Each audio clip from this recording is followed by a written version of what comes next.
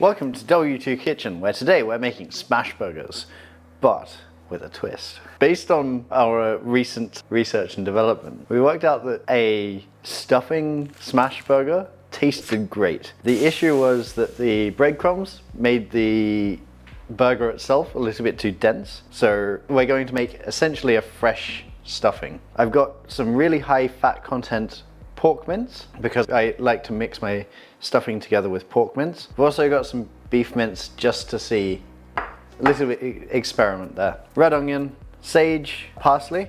We've got some brioche burger buns, some sliced cheddar. I'm going to test the difference between mayonnaise and butter to brown off the burger bun. Then we've got my favorite ingredient in burgers is always the pickle. I'm going to start by slicing the onion, cut in half. We've also got some bay leaves, very important for stuffing. So prepare your herbs. We can use the stems as well, as long as we remove them. Same like our bay leaves. Sage is a very intensive flavor, so you don't need a lot comparative to everything else. That's enough. Now we're going to go over to the stove. Okay, so butter in the pan, turn the pan on. And for this I don't want the heat too high because I want to bring out the sweetness in the onions and not caramelize them. So in with all of the onions, I've got 5 bay leaves here because we're going to take them out, so we want to impart the flavor as quickly as we can essentially. I'm also going to put the stems of the herbs in. There's so much flavor in them, so we're not going to lose that. Because we're taking out the bay leaves, we can go to the pain of taking out the stems of the herbs as well. And then our sage and parsley. A little pinch of salt.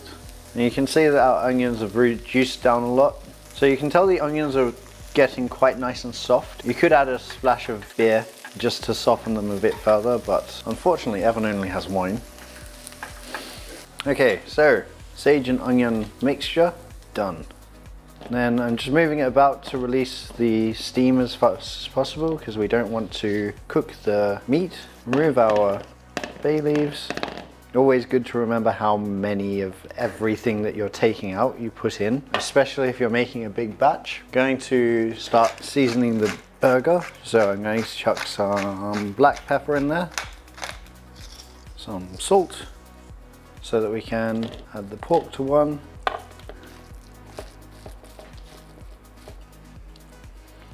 Beef into the other one with a little bit of the pork mince.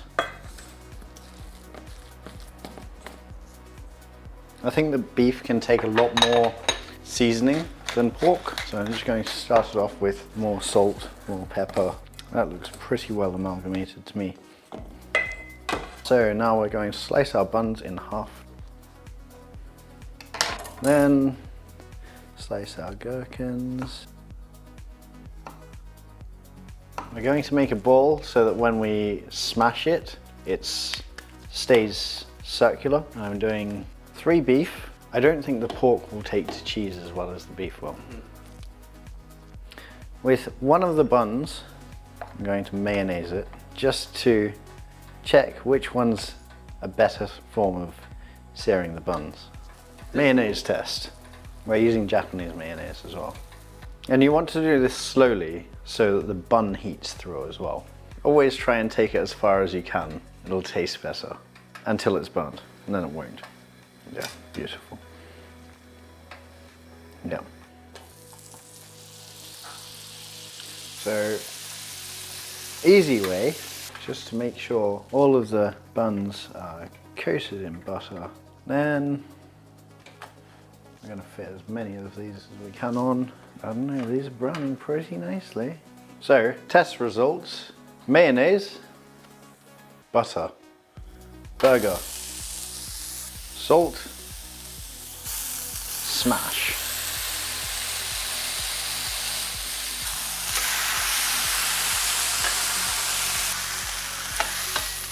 Pork time. Pork on, salt on, smash. Done. Yeah. That one's good. We're gonna try one with cheese, and we've got a beef and a pork bun first. Novelty bun.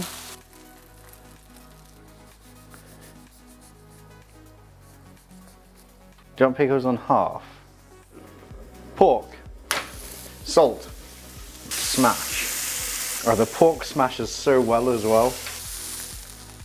Hot pan, salt, smash.